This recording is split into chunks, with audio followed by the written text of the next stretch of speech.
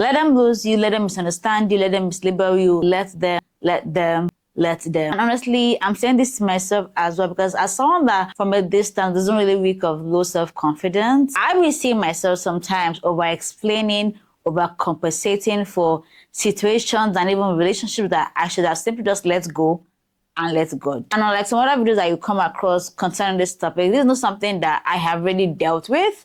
And I'm come to tell you in person. This is something that I'm literally still going through right now. And I feel like this is the best time to film this video because I literally still know where the shoe pinches. So I'm here to let you know that you're not alone. This is the phase that you're actually going through right now. I want to say relationships. I don't just mean romantic relationships because you and I know that family and even friendship breakups hurt a lot more than romantic relationships do. Hello, hi, it's the first time seeing me. My name is Goodness, and here on my channel, I film things around beauty, lifestyle vlogs, content creation videos once in a while, and like this video, things that can help us figure out how to go through this thing called life. If that's what you're into, then want to subscribe and also follow me on Instagram if you're into more beauty content because I'll be doing major beauty content over there. So do follow me and let's get right into the video. Hi, so right now I'm in the middle of editing and I just found out that the first sentence, the first part of this section did not store on my SD card for some very funny reasons. And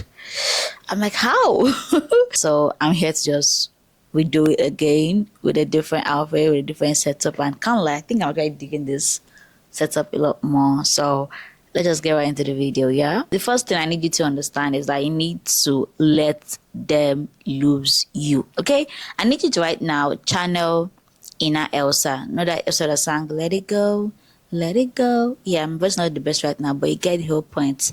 If you have watched the Frozen's movie, I feel like a lot of us should take our time to go back and watch all these our childhood movies. Yeah, they have great music in them, but a lot of them cover and carry a lot of values and lessons that if only we take them with us as we grow up and not just listen to the music that they have in them, it could really change our lives. I am a sucker for watching cartoon. Yeah, so that's why I can relate with cartoons a lot more than even the new age movies, but that's beside the point. Yeah, so I was watching Frozen and it just really shocked me. We all know the story of Elsa and Anna.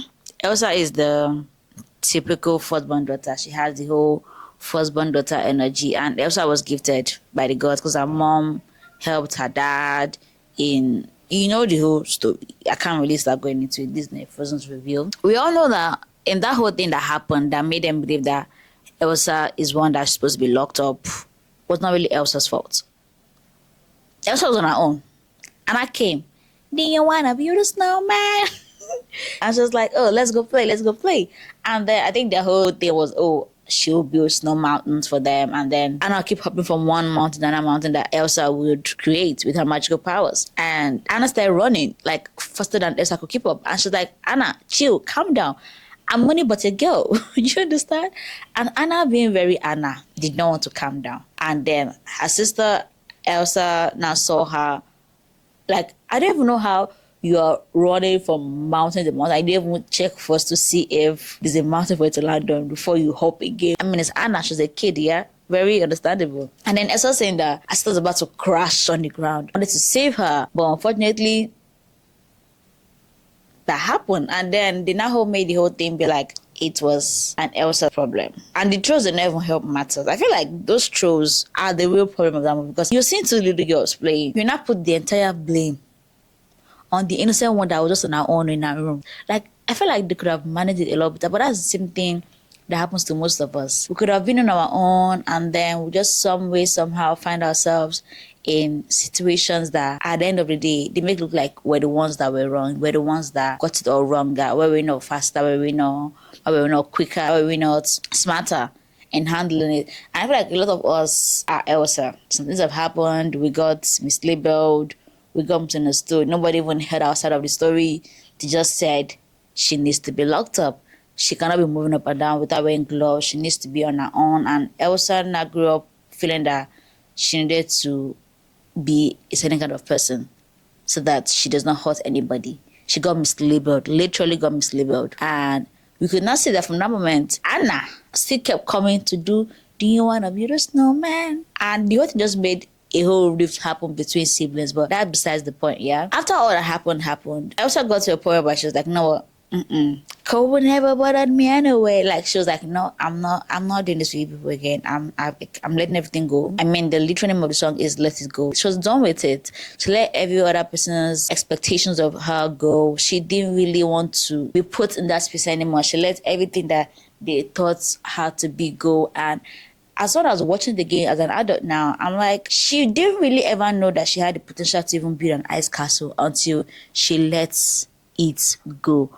Until she let them go, until she let everything that they used to chain her down go. And that's a lesson there for most of us, that half the time we don't really know our capabilities, our potential, things that we're able to do, things that God has enabled us to do, until we let certain things go. I mean, if you need to go and rewatch Frozen, maybe you should rewatch Frozen. This is what I took from the movie while I was watching it, and it was very funny how she made a whole ice castle by herself. Just that same day, it was not like she had to learn it, it was just literally within her, and we wouldn't have ever known, or she would have ever even known that she had that potential to that kind of thing, because she always kept feeling like all the other times they made her feel like, oh, what she had within her was a curse. It had to be hidden. They basically mislabeled her. She was not heard at all. Nobody even wanted to hear her side of it. So her parents died, believing that she needed to be kept together, and she held all those things that they said about her. She held all those labels that they had about her, thinking she was indeed the problem. So this is a sign that you needed to have in case you're looking for one, to actually summon that courage and let things go. Because if you really did not let things go, if Elsa didn't let things go, she wouldn't have known that she had that within her. I mean, she had everything to lose. She had the throne to lose, her only family member to lose. And it was in her letting things go that she was able to unlock the part of her that actually led her to be in the fifth whatever in part 2. You get it if you've watched it. So this is your sign to let things go. It could be people. I mean, if people are living your life right now, if things are happening that are out of your control and you know it in your heart, I'm not saying you should go about and be a bad person. I'm not trying to chastise you for what you did. You're not saying, oh, I'm going to cut you off. No, that's not what I'm trying to. I'm trying to want you know that you've tried all your life to do the right thing, to be there for everybody, to cater for everybody's needs. But somehow something happens, and then you're the one that has to take the fall for it. You're the one that has to deal with the mislabeling. You're the one that has to deal with the consequence. And you just keep managing yourself around all those labels that they've put around you. This is your sign to let them go, okay? It could be in form of people, relationships, friends, environment, anything that you need to literally let go. You need to actually let go, because not just that, to push you towards your destiny, you feel lighter. And honestly, if we're being very true to ourselves, it's never really been about the number of people you have in your lives, about the quality of people, quality over quantity in this context. As someone that has been studying the Bible a lot more, I have seen in several times whereby God literally proved that it's not about the quantity, it's the quality. An example that's coming up in my mind right now is the story of Gideon. Gideon was supposed to perform an assignment, and he went ahead to pack a lot of people, like a huge number of people, and God kept telling him, reduce them. God tried to reduce it to about, I think, 300 men, and those 300 men were the men that actually got the work done. So biblically speaking, it makes sense. Morally speaking, it makes sense, and less is more in this context, okay? And it reminded me that sometimes when we look at losing people, we think we are losing something very big, when actually the losing is part of the process. My pastor at church says this in the Lord, that God has to empty you before he will fill you up. So if you've been carrying a lot of baggages with you, it could be people, it could be relationships, it could be beliefs, it could be values that are not really pertain to what God wants you to be in life, He's going to cut them off. And then you're there thinking, oh my God, I'm losing everybody in my life. But whereas God actually keeping you in shape, trimming you and pruning you for it to become better. And this includes breakups, romantic breakups, family breakups, friendship breakups, people misunderstanding you, people talking about you behind your back, people conspiring against you, people painting you in a different light in public, people literally going the extra mile to destroy your image in public. You've been there, I've been there. It hurts so much, and even hurts a lot more when it's from people that you never really thought would do it to. That's why I said family and friends it's deeper than I actually think it is. And while it's easy to say let them go, it's more harder to practice it. Because as living beings, as human beings, events, we have memory, we hold on to things, we hold on to people, we hold on to feelings. And so it makes it unbelievably difficult to act unbothered, to act like you don't care, because it's literally in our human nature to care. And another flip side of it is that some of us find it hard to actually let things go because of our ego. So when someone comes to you and says, oh, let it go, it actually feels like you're taking out your ego from inside of you and you're smashing it to the ground and walking away. And the walking away is literally the hardest part, because whilst you're walking away, you're overthinking, you're analyzing, you're playing the scenarios over and over and over in your head, and you're thinking, if I said this instead, if I did this instead, would they have gone a different way? And then you now start concluding that you are the problem. And then you start having questions about how things could have done differently, that why they do that kind of thing to you after all that you've done for them, which then leads you to questioning your worth. Asking ChatGPT questions like, was I not enough? Did I say the wrong thing? We automatically turn inward and start criticizing ourselves, even when your brain knows that you did absolutely nothing wrong. We want to send long voice notes explaining and hoping that the person will understand through the voice note, because we know, because we're very good at communication, we know that tones and intentions can often get lost and misplaced in the form of text communication. So you're like, okay, next time the voice note, hoping that they will hear my tone and then get a clearer picture of what exactly happened and what exactly went down. But that does not really clear the issue. You're so used to not being heard, you're so used to being dismissed, you're so used to being misunderstood, and then you always feel like you always have to overcompensate. But hear me out, if you don't get anything else from this video, get this. You cannot force clarity on someone that's already decided their own version of events is the only version of events that happened. You cannot force someone to see you differently when they've already chosen how they want to see you. It's only God that has the ability to change the minds of people. So over-explaining and playing Avengers character only shifts you from being confident to being overly defensive. And that's why I had to make it an intentional act, like an actual literal habit, to stop over-explaining. Because over-explaining and lack of confidence and being defensive, they go hand in hand. Over-explaining doesn't always create clarity. Let me just put it out there, because as someone that used to always over-explain, I always found it very bizarre that why am I trying to explain, but you're still being hell-bent on choosing the part that does not make sense. I'm trying to lay out all the evidence for you, but you're still choosing to stick to what you're sticking to. At the end of the day, you start feeling very exhausted. And then when you're exhausted, your voice tends to get higher, and then it's not become a whole, you're being rude, oh, you're yelling at me, oh, you don't have respect. And then you start moving to other things that were never the primary problem. That's why I have to make an intentional act to stop over-explaining, because over-explaining doesn't bring clarity. Sometimes it makes you just look defensive when you're simply hurt. Don't run from the pain. Okay, so you've actually managed to walk away. But what happens after you've walked away? Some of us, the issue is even walking away. Some of us, is the aftermath of the walking away. That's where we struggle the most. We try to show up like we're not being affected. Let's show up like, yeah, I walked away with my full chest. I don't need you. I'm done. Go. Bye. But then when you're about to go to bed, it's eating you up inside. That is the actual struggle. And then so that you don't try to look like it's really bothering you, you now start beginning to do too much to show that you're not being bothered. Are you guys seeing the pattern? There's this situation that happened to me that I would never, ever, ever, ever forget. And I feel like now that I'm older, that should have been a very good lesson to stop doing this kind of thing. But did I learn my lesson then? No, but here I am now, how many years later, and now I'm learning my lesson. This is what happened. There was this guy that had, I don't even know what I would call it, because it was not even really a defined situation. I was in school, so I don't even know what's happening there. But there's this dude, yeah, we're gonna call him Henry. I have a friend named Henry, so shout out to you, Henry. So this is what happened. I get a call during working hours, by the way. I'm trying to paint a picture for you. I get a call from a friend, from a mutual friend that I and Henry had, because Henry and the girl were classmates. So my friend, we're gonna call her Cynthia. So Cynthia calls me and like, hi goodness, there's this hangout / party thing going on. Do you want to come? And I'm like, And if anything about me, if there's a hangout or a party or anything that I need to attend to, and I'm not aware of it at least 4 days before, it's going to mess up my head. I don't know if that makes me type A or type B or type C, but I like knowing about things like way before, because I like to really plan the things I have to get done. So given that it was like a 2 days notice that was given, I think it was even a day's notice. It was supposed to happen the next evening. And I think it was like a Friday, so it was having like a Saturday. I can't really remember the details, but she calls me and like, yeah, like this is thing happening. Oh, so do you want to pull up for it? And I was like, is Henry gonna be there? And she's like, definitely. His friends, like very close friends with people that are hosting the whole thing. So definitely he is going to be there. And that's why I was like,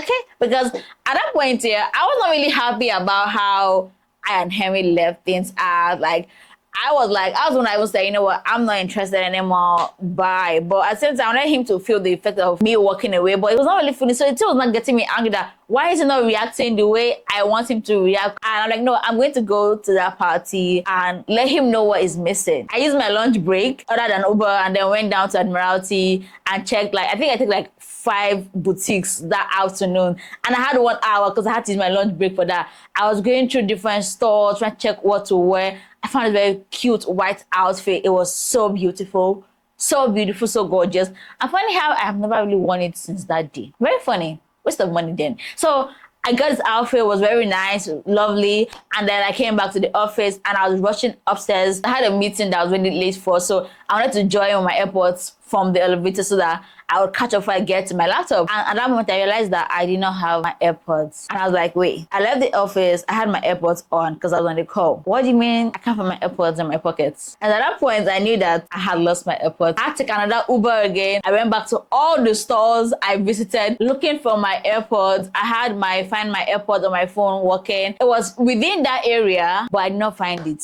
I even had to stop the cab at some point and start trekking and trying to monitor myself. I called my friend office for backup. We walked the entire Admiralty looking for my AirPods. I was so devastated. Got all the cabs that I ordered. They said nothing was found anywhere. I begged them to check. I was so devastated. I had to go to my uncle's office to cry because you're not going to see me cry in the office. Never. So I was so sad because I knew that if I didn't say I want to go for that party, I wouldn't have had any business shopping at the dying minute for a dress, and then I would have misplaced my AirPods. At the end of the day, I went for the party, and then it was not even what it was supposed to be. I was so upset because I had wasted money. I lost my AirPods, and the guy was not even worth it again because what I saw was like, ew. So when I tell you these things, please take me seriously because since then, I have learned my lesson to not pull up for any party that I did not properly plan for because you can lose your phone or your AirPods in my case. Trust me when I say it is not worth it because it will cost you a lot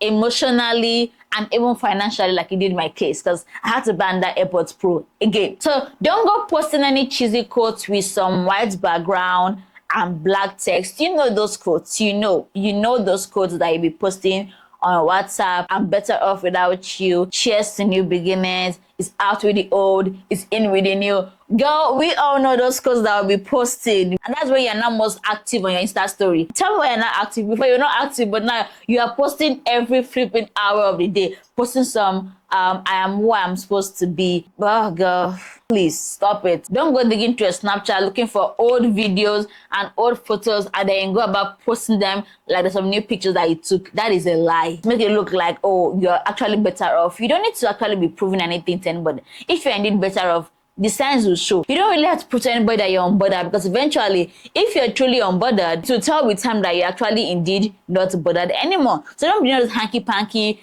trying to look for some nice picture to post and some angles, and that's why I want to start going for all the events in Lagos because if you think if I go out more and I see that I'm outside, they'll know that I'm not bothered. It's not really like that. Half the time they don't even have data to even watch that you're not bothered anymore. So stop it. Know yourself. I cannot count the number of times this year alone that I have heard, goodness, you need to sit with yourself and actually know yourself for who you are.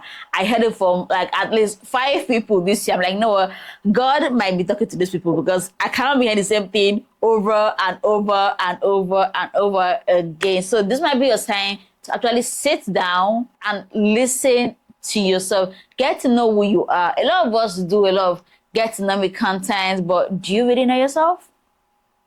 Do you? And this is really helping me because a lot of us have identities that have been coined by either social media, other people's expectations of us, our careers, our bills. But who are you without all of those things? If God should do some very lovely thing right now, please, actually, please, and then take all of us back to Garden of Eden and take away capitalism, who would you actually be? In learning how to be unbothered, I had to remind myself that people are entitled to their opinions, and if you just believe something about you, they will continue to do so even when there are receipts, even when there are evidences, even when there are screenshots, even when there's CCTV camera proving that they are wrong. So the win is actually not trying to convince them, but actually leaving the place, leaving the conversation with your mind still being whole. In getting to know who I am, I have learned that I really prioritize peace of mind. I'm now more than happy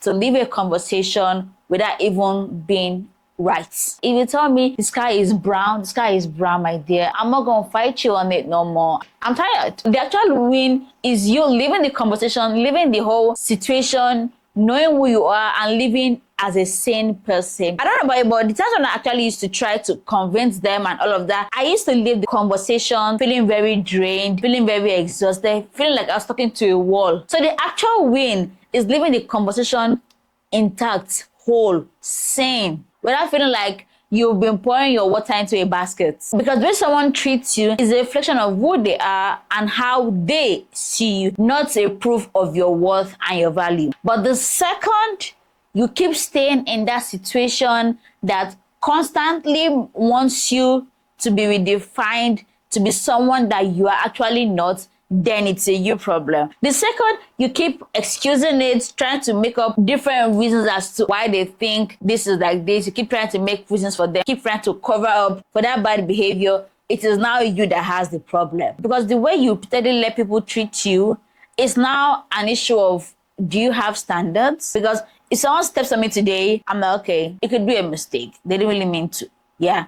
Tomorrow, the same thing. Next tomorrow, the same thing. Then it can be perceived that I am actually comfortable with someone stepping on me and apologizing. Does that make sense to you? Because while I stay in a place whereby I know that if I stand here today, I'm going to be stepped on. Tomorrow, I'll do the same thing. Next tomorrow, I'll do the same. That just shows that I really do not really care about being stepped on. Them treating you harshly is out of your control. But what you can control is whether you keep accepting that treatment that does not align with who you are. And that is why you need to know who you are. Because when you know who you are, you know your standards, you know what you stand for, you know what your beliefs are, you know the things that align with you, know things that give you peace of mind. Now that I've said, okay, you need to get to know yourself better. So then how do you try to get to know yourself? Spend time alone. Stop constantly consuming other people's opinions about who you are. Spend time alone, journal, pay attention to what actually makes you happy. Notice the things that actually do drain you. Figure out what your standards are, what your non-negotiables are. Figure out what you will and what you will never tolerate. Figure out your pet peeve. Figure out the things that actually make you tick and things that make you go, ew. As someone that is overly ambitious, it's one of the issues that we tend to struggle with. We want to get everything done now. But let yourself to enjoy this phase in your life, because once it has passed, it has passed. And this is the point where I'm actually at right now in my life, thinking about how I can make a 6-year-old goodness proud. And I'm like, every day, God, give me the grace to actually make this little girl proud. So that's what actually drives me. Not thinking about how someone else sees me, how someone else thinks I should be doing this. I spend my life right now. I am working in my own pace, at my own lane, in God's own time. And God is never late in his doings. Okay? This is where I am right now. I'm learning to let people misunderstand me without quickly jumping to correct them and listen on my credentials for them, like, oh, I can't do this because of I am this person. If they don't see it, God, they don't see it. I'm learning that not every relationship needs to be repaired. I'm learning that not every broken friendship needs to have some reunion, because I have tried that reunion and I'm like, no, this is the reason why we didn't work out. This is okay, the reason why we didn't work out. Because tell me why I'm trying to talk to you after how many years about something that happened when we were much younger and you are still hell-bent on your own narration. Oh my God. I meant that I don't have to perform to be okay. When I'm not okay, I own it. I don't try to overpost to show that I'm looking put together. I don't even try to even post when I'm even having a nice time. If you're going through something similar right now, I know that you're not alone. Let me know some other tips that you have implemented that I didn't cover in this video, and the things that you need to stop doing. If you've watched up to now, leave an emoji for me in the comment section so that I know that you're one of my real ones. If you enjoyed this video, I have more videos like this on my channel. Feel free to click on one of these videos right here on your screen. Subscribe if you haven't subscribed, and I will see you in the next video. Till next time, stay beautiful, stay gorgeous, and stay you. Bye.